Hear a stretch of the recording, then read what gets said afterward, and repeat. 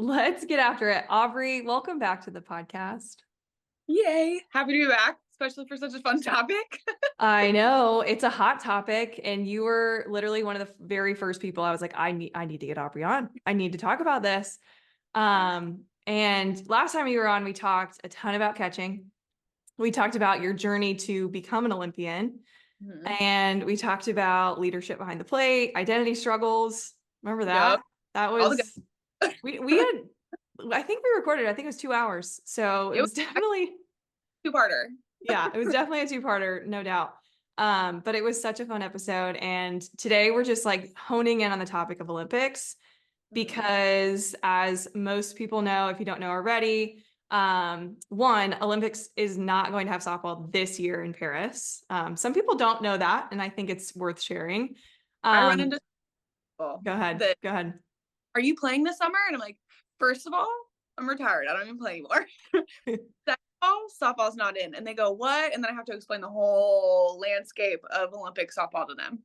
Yeah, which we probably could dive into. I mean, everybody just assumes softball's always in because, like, when it's happening, everybody's talking about it. But I mean, do you want to go there first and be like, okay, why? Can you Yeah, share sure. why softball's not always in? Because you would Yeah, know. sure. And it's also, I mean, it does give some insight into the 2028 situation, Hmm. um, which, I have my thoughts and comments on. That's why I'm here. But like, but it's like it's not lost on any of us as athletes. Like, really, why? It's more like kind of understanding the landscape. And so, obviously, in America, we love softball. Like, college softball takes over all of May. My boss the other day was like, "Man, every time I go out to eat, there is softball." And I'm like, "Yeah, it's May. Like, that's what happens. It takes over everything, and it's awesome." And so, in America, we love baseball and softball, and so for us, it's like just a go-to sport. And then, but when we think of it globally, outside of Japan, Australia, some other Asian countries, softball's not that big. So with softball being, or with the Olympics being in Paris this summer, it's just not as big in Europe. And so that doesn't mean that nobody's playing softball in Europe. There's plenty of softball being played, but as far as like investing in quality facilities that will be up to standard. And then what happens is like after the Olympics, sure they get used for the 2 weeks that the Olympics is going on, and then they never get used again. So a country just poured millions, if not potentially billions of dollars. I mean, we're talking about wildly expensive construction projects Hmm. and then get used, like it gets hard. And then I mean on the front end, the United States was so dominant through 96, 2000, 2004. I know that was a factor back then. But in the past several quads, it's been a lot more about like the investment into facilities. And then also we're a package deal with baseball. And I know because we listened to the vote to get us in for 2020 back in 2016. So we listened to that whole, I don't know, whatever they call that summit where they figure out what sports are going to be in. Hmm. One of the conversation topics was that the MLB is not going to take a break for the Olympics. It's right in the middle of their season. And so the it was kind of like just a brought up topic of like the integrity of the Olympics. Like, is it really the best of the best? And so that's kind of in there. And since baseball and softball are a package deal, if baseball's not going to be in, that means softball's not going to be in. So it's all of those topics all kind of circulating together. And so that's why the Olympics in 2020/2021 being in Japan was so good for our sport because they love baseball and softball out there. So it Yep. was really, really key for us to get back in for that quad. And then with it not being as big in Paris, but other sports or events that are really popular in Europe, those ones got in because the host country gets, I don't know, I think it's like 5 sports that they get to propose that are more popular locally. So that's kind of how we got here. That's such a good, it's way better than anything I could share in regards to like why it happens. I even wrote a paper on it in high school, but you did way better explaining it than I even did. But it gives like a good insight as to like, okay, globally, softball, it's growing, right? Like, Yeah. but it's not huge everywhere. So just for those people who are like, softball's life, yeah, we agree. Two of us Right. here, we love softball, but like it's just not huge in other places. Like there was only Well, one European team that was in the Olympics last time, and that was Italy, right? it was Italy, and then even last year, I don't know if it was Worlds or a qualifier, but like Ireland hosted a tournament, which was huge. Hmm. A tournament, like massively important, great for the sport globally. But even then, they played basically on a big soccer field that they put lines in, they put dirt, but like it still wasn't what you like what Americans like. We go and you play international softball long enough, you kind of just get used to roll with the punches and like this is what we got, this is the field. Sometimes they're amazing quality, sometimes you're like, okay, I played on fields like this when I was 10 and like my local rec field, and so you just kind of roll with it in international softball. And Right. so our sport is always kind of in that tension of growing, like the tournament being in Ireland, to help develop it in Europe so that we're not in a position like we are this summer with the Olympics being in a European country. And because softball is not important, like they're trying to lay the groundwork for it to be a big sport in Europe in 10 years. And so that's so important. But in order to do that, we also end up sacrificing a little bit as far as like, I don't want to say quality because the game is still played well and the pros, like we just adapt. It's not like that. You just get really good at that because you're there to play, and I'm here to throw and catch a ball and like beat the other team, and that's all I care about. So it's just like this weird tension with international softball now of growing, but also with that growth means that we might not be playing on the type of softball fields that we play on in the US. Right. Okay. So when they announced, first of all, that softball is coming back in 2028 because LA is hosting, it's all exciting. We also got to hear the news that the games will not be in LA, they will be at OKC. Yeah. And from looking at Twitter, there were a lot of former Olympians, Canadian Olympians that I follow, Italy, US, like it seems like a consensus between you guys that like you're not okay with it being in OKC. Right. Yeah, it's I think because from the athlete perspective, the dream of the Olympics is so much more than just wearing Team USA. Like there's these layers to it. Like highest honor to wear USA across your chest and represent your country at the international level. And then it's like, okay, well then now I'm in the Olympics. So now there's this whole Olympic experience, which should entail meeting the other athletes, staying in the village.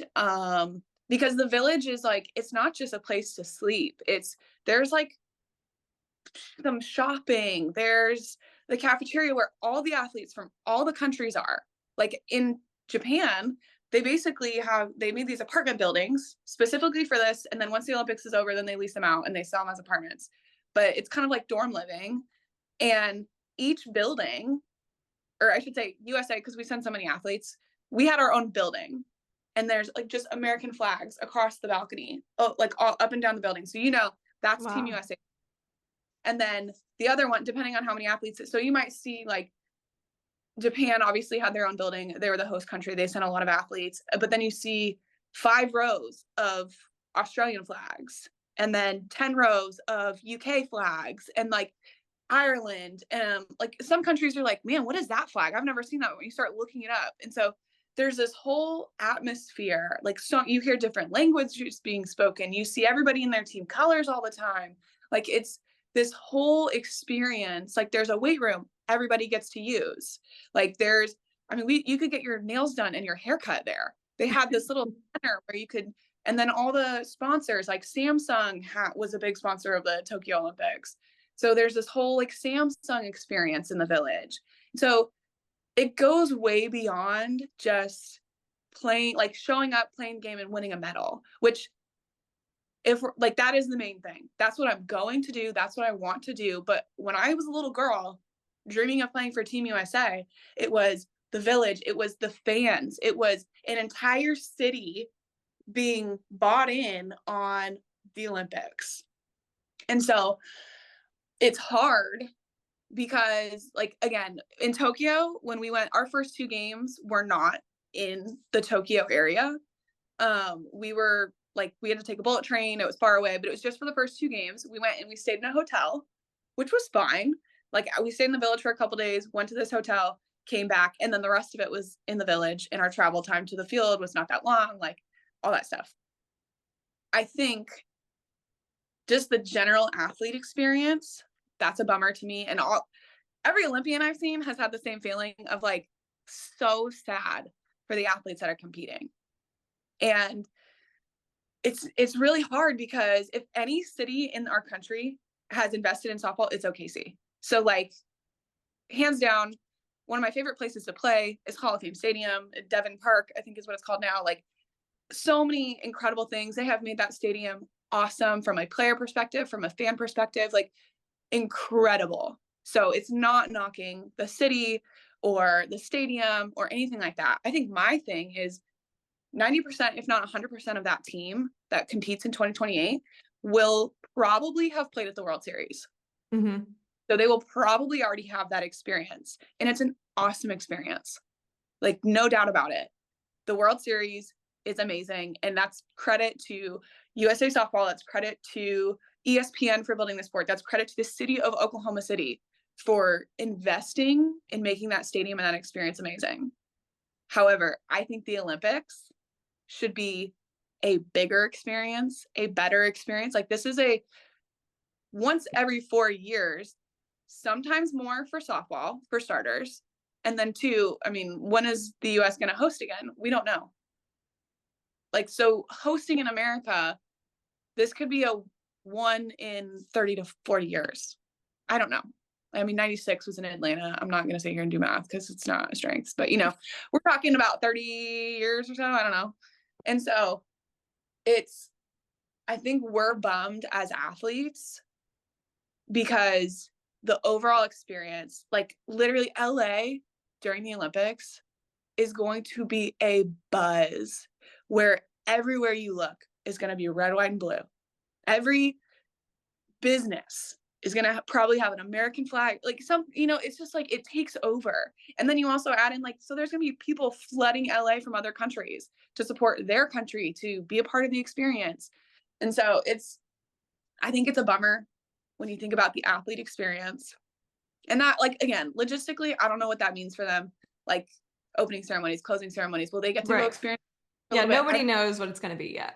No, because we didn't go to opening ceremonies. We could have. We were there for opening ceremonies, but we had just gotten back from our first 2 games and we had a game the next day. And the athletes stand for 8 hours straight for that. So it was a decision from our coach to say, we're not going to do that. You still get the outfit. You still, don't get me wrong.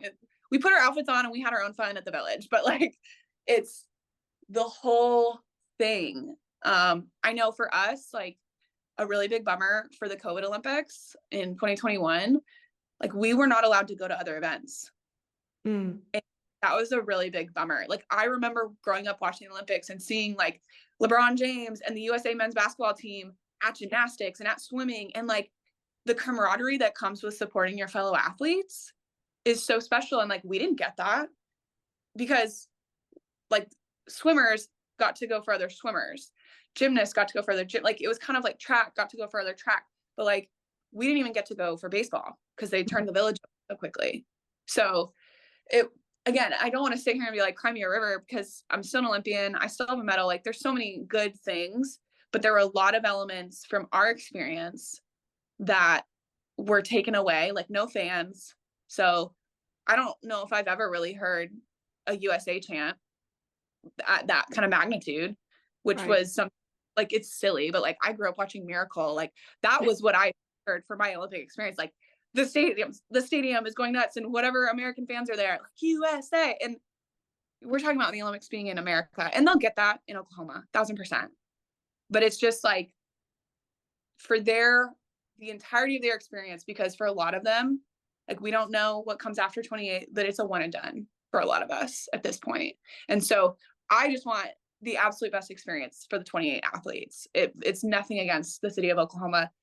I'm sure they're going to pull out all the stops and make it cool, no doubt. But I was disappointed with that decision. To me, it kind of seemed like an easy, oh, let's just put softball here. They've already got this figured out. Right. And I know there is an argument where like LA is a very compact place, right? Yeah. Like if they're going to go build, some sort of massive stadium, they can't really do that, spatial Right. wise. And so, a lot of I saw just like some of the Olympians were kind of like shooting out ideas. It was like, well, why don't you just go take a minor league baseball park, Right. And because it's already got a ton of seating, maybe add a couple more and Right. transform it into like a softball field. And I know when you were in Japan, you were in like a massive Yeah. baseball stadium, right? And they brought it down. How was that experience? Was it weird playing on it? I mean, I know you said you adapt and you play. Was it that weird to do that? No, I mean, we've played on baseball fields all the time. Like we've played on minor league fields. I think what made Tokyo work is that it's an all turf field outside of the bases. There's dirt. And so turf is turf. Like if it doesn't matter if it's green or brown turf to make it look like a softball field, it's turf. So I do think that made it very like equalized in a lot of ways. I don't know. I mean, I'm a catcher, so I'm always in the dirt somehow. Like my little area is always dirt. So it doesn't really affect me a whole lot. But I could imagine maybe I mean, every middle infielder I've played with has said, like, no, I'd rather play in a retrofitted baseball field than in a smaller, for the Olympics specifically. But maybe the grass being different with a grass infield, like I could see that. But I think we also have technology and we see grounds crews do unreal stuff nowadays. Like Mm-hmm. the turnover for these places. We put pools in basketball arenas. We put volleyball courts in football stadiums. Like I think we have the capability to maybe shut a stadium down for 2 weeks to a month and do it right if we really wanted to. It costs money. So I'm also like, I don't ever want to sound naive to like, well, we just want what we want. Like, we deserve it. Like this stuff costs money. And so again, my perspective has just been like, it's probably a money issue. And that's a bummer. And if there's no money for it, there's no money for it. In which case, OKC is the right choice. But for the overall, if we were to really look at like, okay, we put the bid in, there's so many minor league ball fields out there. Like even if I just don't know. I just think that they're with the way technology is, what we're seeing grounds crews do, I think there may have been a more creative solution for the maximum. I mean, they played, what was it, in 2022? I don't know if it was Worlds. I think it would have been Worlds, but they played in Hoover, Alabama at the SEC. I know the SEC baseball championship gets played there. And they played there. And I want to say, I don't know if there was 10,000 people there. Like, and again, that's probably about, I don't know what capacity at OKC is. I think it's around 10,000 now. But like that was substantial for them at the time. So I think we can do something like that. So I don't know. I think I think there could have been a more creative solution. But money is obviously a factor and they have to figure that out. Mm-hmm. And you being from California, California is a hotbed for softball. Like if you were to look back at rosters when I was even playing, and I think it's varied a little bit more, like you have some Midwest kids like standing out, which is awesome. But like California was where everybody wanted to be when it came to softball. And the fact that it's not even going to be there. I mean, Right. what is that, coming from someone from California? Mm-hmm. Oh yeah. I mean, you look at the team in 2020, and I think outside of 5 of us, we're all from California, Northern California, Southern California. Like, and you're absolutely right. The landscape has changed. Like Southeast got really big. I know I think softball has just grown so much, which is awesome. So we're not seeing as much just directly out of California, but you would have, again, I got a lot of comments on my post for Twitter. A lot of comments about how LA can't hold that many people in their stadiums, which is true. Again, they're landlocked. Building something brand new would have been hard, fine. Or like Oklahoma, like fans will come to Oklahoma. It's like, yeah, we've proven that fans will come to Oklahoma, but fans would definitely come out to California too. So Oh yeah. I think there was a little bit of a misconception there. So I don't know. I'm just bummed for the athletes. But again, it's still going to be the Olympics. It's still going to be representing your country. It's still going to be an opportunity to win a medal. And Oklahoma City is still a fantastic place to play. I really hope they pull out all the stops and they bring in something really special. Like, I mean, I don't know what they're going to be able to do out there. Maybe they're still 4 years, so they might be able to do some wild stuff there, which would be cool. But I think it's just for the athlete experience, especially coming off of the 2021 experience, where I know for me, like the dream I had as a little girl was one thing. And then we get taken out of the Olympics. And then now I'm just focused on college. And then my first year on Team USA in 2016, we got voted back in. And then after that, we're just kind of like working towards this thing, and like amazing that we're back. And so we're hearing stories from the 04 team, the 08 team, like all these stories about the village and their families and what they got to do and how they were taken care of and all the events they got to. So that's what we're hearing. And then for us, we get delayed, which again, the tension for softball will always be, I think women's sports in general will always be, yes, I'm grateful, but like, is this the best we can do? And I don't mean that ungrateful, but it's like a lot of comments that I got on Twitter or X or whatever were like, well, we should just be glad it's in the Olympics. And it's like, yeah, I can absolutely be glad it's in the Olympics, but I also want the best experience possible for these athletes because it is a, and I know from my experience, it got whittled down to nothing what I thought it was. Like what I tell people is it was everything I dreamed, or it was a dream come true because I absolutely dreamed of playing for Team USA in the Olympics, but it was nothing like I dreamed. And there, like, I don't say that to be negative because there was a lot of really like rich, sweet memories. And the way our team came together through that was incredible. Like, it's not a negative, it's just a reality. And so, I mean, we went from, okay, it won't be full capacity. So we just went from 30,000 to 10,000 fans. We were like, all right, stadium can hold like 35,000 and down to 10. That'll be a little weird, but our families can go. And then all of a sudden our families can't go. So we're playing in front of 10,000 people that we don't know. Okay. Again, it happens. That's normal. But, and then 2 weeks before the games, we're in Japan, we're training. And then it says, yeah, no fans.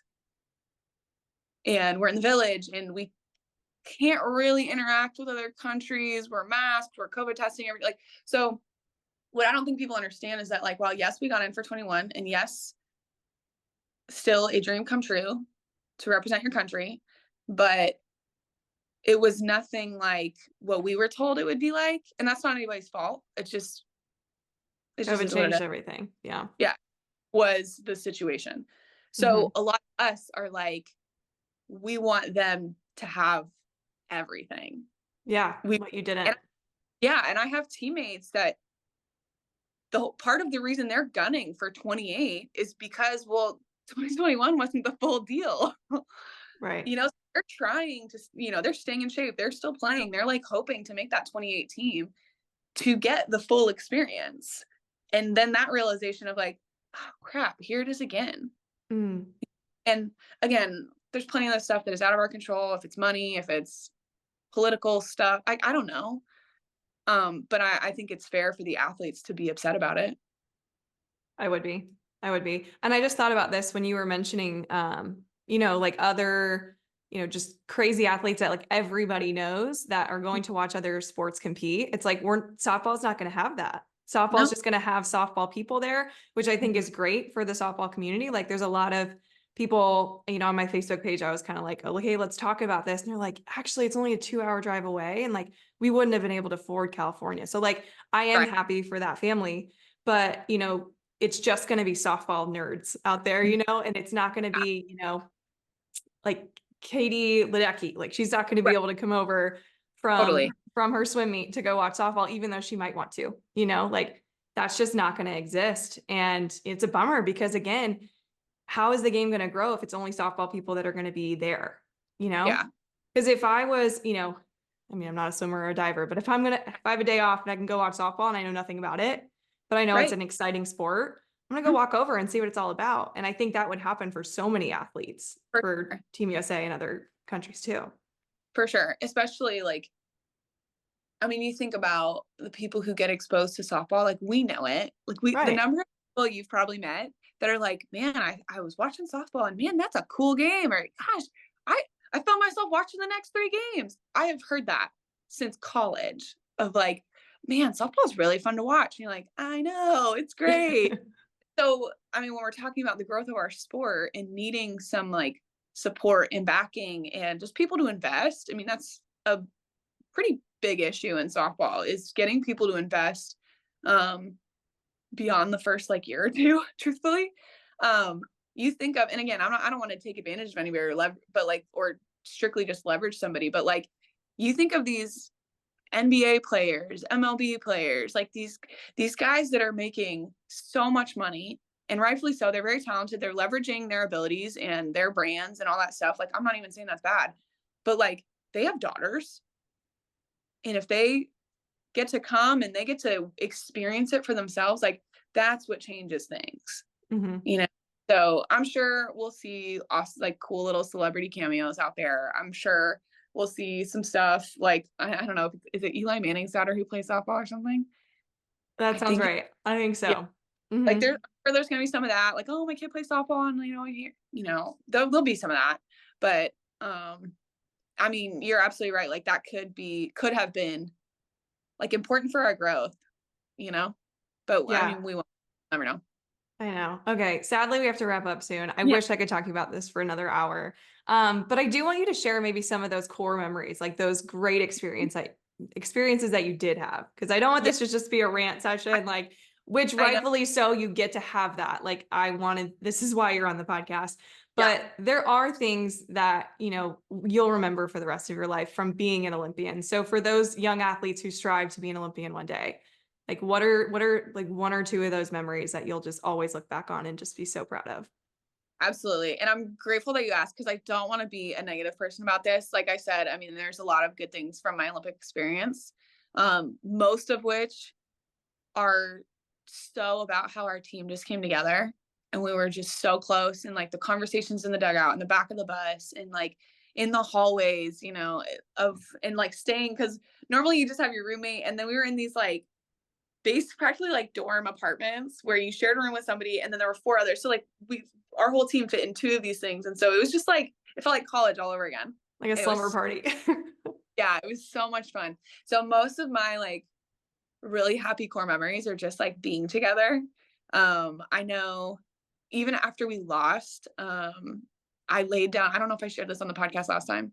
Can't remember, but I had laid down because I just realized how tired I was. And they're like literally dismantling the podium, peeling the stuff off to get ready for baseball in the next 2 days, like just wild stuff. And we're just like, we had just received our medals. We're taking pictures, even though we're all kind of sad.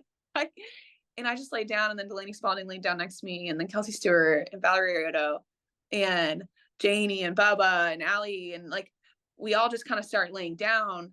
And it was like such a like in the aftermath of losing, which sucked. It was horrible. But we just like were talking about how we like really felt it all, like all the joy of competing, and like, oh my gosh, we just lost, like this sucks. But then like, gosh, like we did it, like we made it here, we figured it out, and under like not great circumstances, we still figured it out, and we were there for each other, and like we were just like talking, and a couple people took pictures, and it's like there's some of my favorite photos of us just like laying there, and that was after we lost, and then just like silly things in the village, like getting coffee in the cafeteria and eating like the same thing every day, and like laughing about how I'm not trying other foods and like going to get our nails done together, like just silly stuff. We would do like worship music for a little bit. We sitting out by the lit up Olympic rings, just like hanging out at night, like just wild stuff that I'll never be able to recreate somewhere else. And so Hmm. definitely like my Olympic experience is so both, and it's not even funny. Because so sad that like my family couldn't be there. Like that was our dream. So that's always been really sad for my family as well. But like my team was my family there. And so everything had like this both and flavor the whole time. And just some really like funny moments, stupid stuff. Like I think Halo bartered maybe like a visor with one of the staff of the field and to get this bucket hat that was like I don't know how she did it, but she shows up on the bus and she's got this like blue checkered bucket hat and she got it from like one of the field staff. Like, what are you That's doing? amazing. I got it, it's mine now. I love how But some of these memories like have nothing to do with softball. It's literally just relationships. And you were with that team through so much. yeah, And yeah, yeah. So it was, I love how you perfectly describe it as like both and, you know, there's so much good. There was not great things that happened, but y'all made the most of it. And again, we're so proud of you for what you did when you played. But when you look back at your career, Aubree, what are you most proud of? what a great question. I mean, personally, I'm most proud of like the way I went about my business. Um, like growing up, that meant being a good teammate. That meant being welcoming. I mean, I was a coach's kid for most of my upbringing. So like being welcoming. I was raised to be a good teammate. I worked hard. Like I was never the fastest or the strongest or anything, but I was not going to be last. So, and I like in retirement, when I reflected a lot, I just realized that I was all in the whole time. Like I had no regrets in terms of like, man, I wish I would have worked a little harder, or I wish I would have gone off. Like I felt most free in my whole life, like when I was competing up to that point. And so that feeling of knowing that I was all in through the whole thing, because that's where I felt most myself. And like, because I prepared, because I did all the other steps so that when it came time for the game, so like in retiring, like I posted stuff and I posted a picture of like me at 6 years old when I first started catching. And I was like, it felt really good to feel like I would have made her proud, I guess, Mm, on a person. that's so special. It's so hard to try to figure out what's that new thing, you know, when Yeah. you retire. So like what's filling your cup up now? So I work for my church now in youth ministry. So I'm with teenagers all the time, and most of the time it's amazing. sometimes Sometimes I'm like, man, my kids can't swat you. And then I'm starting to get back into lessons, and that's been kind of fun to get back into the game, kind of more on my own terms, with my own scheduling abilities. But it's been very fun because I kind of stepped away. I was like, I need a break. I don't really want to do anything involving softball for a while, except for a few one-off things. But it's been feeling good to get back involved that way. It's been so interesting to me that even after being out for a while, when I step back into it, it just is like so easy to like Mhm. talk to encourage them to get excited about what they're doing and when they get it right. And so that like recently it kind of surprised me how easy that felt. And I was like, okay, this is fine. So lately Mhm. it's been That's so great. And do you think stepping away for a little bit from the game was good for you to kind of miss it a little? 1000%. Yeah. Yeah. I think I've always been a little bit like that. Like I need a break. So like again, that some of that all in mentality that I think helped me get to where I wanted to go and get every possible experience I could out of the game. Um, the opposite of that is like, all right, when I'm not in, then I'm not in at all. Like, so Yeah. like if it just ended, I'm done. I'm taking a break. I'm not touching a ball. I'm gonna go get my nails done. I'm gonna go to the movies. I'm gonna go hang out with my family. Like I'm not doing it. And because I was all in, I could check out unapologetically. And so retiring was kind of one big like, and that's that for now. Like so Exhale. Hmm. yeah, I knew I would always probably kind of make my way back a little bit. Didn't know in what capacity. Lesson seems to be the sweet spot right now. But yeah, I love the game too much to just like never return. But I definitely like a little bit more behind the scenes stuff now. Hmm. Well, that's so great. And your lessons are so lucky to have you. I'm excited to see what's in the future for Aubree because knowing that you go all in for everything, there's so much greatness to come. So I'm just so grateful that you could share a little bit of your story and your journey. Um, you know, crazy enough, we probably again could have talked for another hour about all the Always. things, but This was so enlightening for me, and I know everybody listening. So thanks so much for being here. Thanks, Zach. Love being on. It's always fun. Love you lots. Love you.